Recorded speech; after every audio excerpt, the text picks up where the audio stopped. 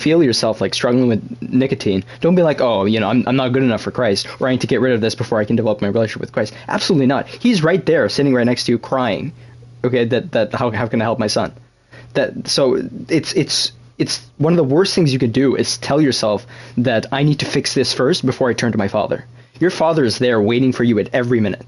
There is not it could be 3 or 4 in the morning, and I'm speaking from experience here. It could be 3 or 4 in the morning. You're about to pass out, on the bathroom floor after throwing up, right?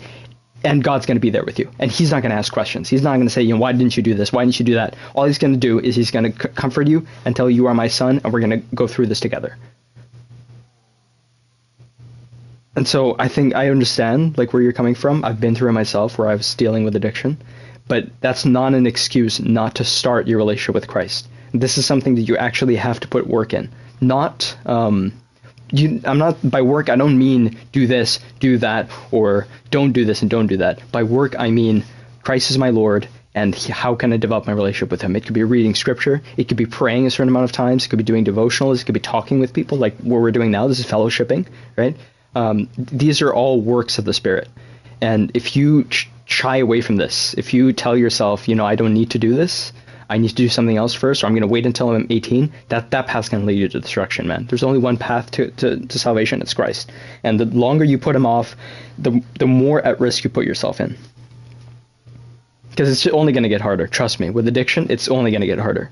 If you are dealing with nicotine addiction, you need to start working on your relationship with Christ, and you need to tell yourself, this is something that's straying me further from God. And Christ, Lord, if you are there, I need you to help me. I need you to help me day to day get through this, right? And I'm not going to do this myself. And this is important. This is an important level of humility you need to have. I'm not going to be able to do this myself, but I know that with you, Lord, I can achieve this. I can cut this, but I can't do this myself. Let this not be of my will, but yours. And if you have that mentality, you know what I mean, for the next few weeks, few months, that's when you'll be able to finally cut the nicotine addiction. And it's not just with Christ. It could be with us as well, right? Because we have the Spirit. So if you feel, there are a lot of Christians in this group chat as well. If you ever feel like you don't feel safe or whatever, post in the group chat, can I please, is there a Christian here that would be willing to talk? And I'm sure someone will respond. If not me, if someone else. Don't do this alone. But you do have to start your relationship with Christ now. Don't sleep around. That's not going to give you any pleasure. Don't do a bunch of drugs. That's not going to give you any pleasure. Because you as a Christian should know certain things give you the highest level of pleasure, right? The level of pleasure that you should actually seek. That's seeking God. Exactly.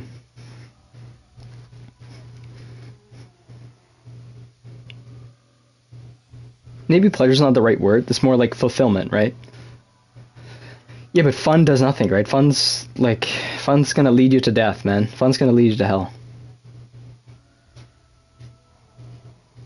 And I don't mean that as a threat. I feel like so many Christians misunderstand stuff like this. Hell is not a place, it shouldn't be I'm going to be in pain there. It's more the sin that gets you there, right? Because the sin that gets you there makes you feel like hell is the best place on earth. The more you do nicotine, and the more you realize, the more you feel like you're dependent on nicotine, the more you think that nicotine is what's going to give you the highest sense of fulfillment. And it's at that point where the devil gets you and takes you and tells you, you don't need Jesus, you just need nicotine. You don't need to find your soulmate, you just need to sleep with a few other women.